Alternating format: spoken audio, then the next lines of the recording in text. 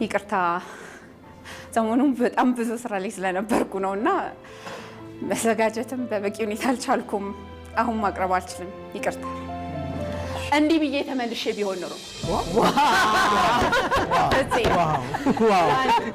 ኪሮ ሌላ እድል ትሰጡኝ ነበር። ዓለምም እንደዚህ ናት። ለኛ ሰበብ ምንም ቦታ የላትም። ሰበብ ከጥንት ጀምሮ የነበረ የሰው ልጆች መጥፎ ልማድ ነው። አዳም ላጠፋው ጥፋት በሔዋን አሳበበ፣ ሔዋን ደግሞ በእባቡ። ነገር ግን ያ ሰበባቸው ከገነት ከመባረር አላዳናቸው። የእናቴ መቀነት አደናቅፎ ጣለኝ፣ ሰው የለኝም፣ ገንዘብ የለኝም፣ ጊዜው አሁን አይደለም እያለን የደረደርናቸው ሰበቦች ምን ውጤት አመጡልን? የድንጋይ ሰበባችን ነው። ብዙ ሰበቦችን በደረደርን ቁጥር ሸክማችንን ከባድ እናደርገዋለን። ይህም ድንጋዮችን ተሸክሞ ተራራ ላይ ለመውጣት እንደመሞከር ነው። ያም ደግሞ ትልቁ ህልማችንን ለማሳካት የምናደርገውን ጥረት ፈታኝ ያደርግብናል። ይልቁንም እነዚህን ድንጋዮች እንደ መረማመጃ መወጣጫ ብንጠቀማቸው ያሰብነው ከፍታ በጊዜው እንደርሳለን። የማስተርስ ተማሪ ያለው ማርገዜ፣ ባመንኩት ሰው መከዳቴ፣ የገዛ የውስጤ ፍርሃት ያሰብኩትን እንዳላሳካ ከበቂ በላይ ሰበብ ነበር። ነገር ግን ራዕይ ስለነበረኝ በሲሴክሽን በወለድኩኝ በ5 ቀኔ ወደ ትምህርት ተመለስኩ። ልክ እንደ እርግዝና ጊዜ የአራስነት ጊዜንም በዶርም ውስጥ አሳለፍኩ። ጨከንኩ፣ ቀጠልኩ፣ ትምህርቴንም በጥሩ ሁኔታ ጨረስኩ።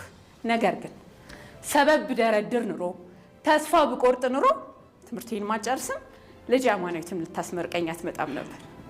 እናንተስ ሰበባችሁ ሸክም ሆኖባችኋል ወይንስ ያሰባችሁትን ለማሳካት እንደ መነቃቂያ እየተጠቀማችሁት ነው? የድንጋይ ለሰበበኛ ሰው እንቅፋት፣ ለጨከነ፣ ለወሰነ፣ ለሚሞክር ራዕይ ላለው ደግሞ ልክ ጥሩ ግንበኛ መሰረቱን እንደሚሰራበት ህልሙን ይገነባበታል። ድንጋያችሁን አንሱ፣ ህልማችሁን ገንቡበት። አመሰግናለሁ። ብራቮ!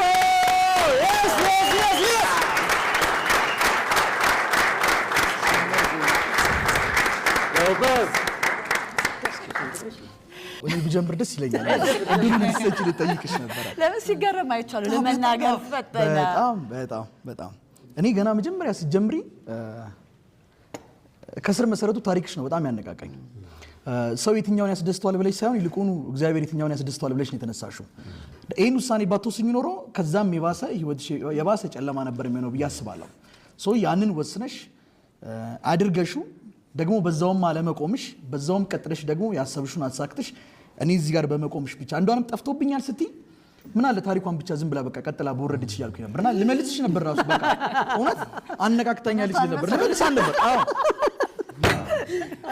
ይሄንንም ራሱ እንትና ኤክስፔክት አላደረኩም አልጠበኩም። በቃ እንዳው ሙሉ የታሪክሽን በንቁ ፖድካስት ላይ እጠብቃለሁ። በእውነት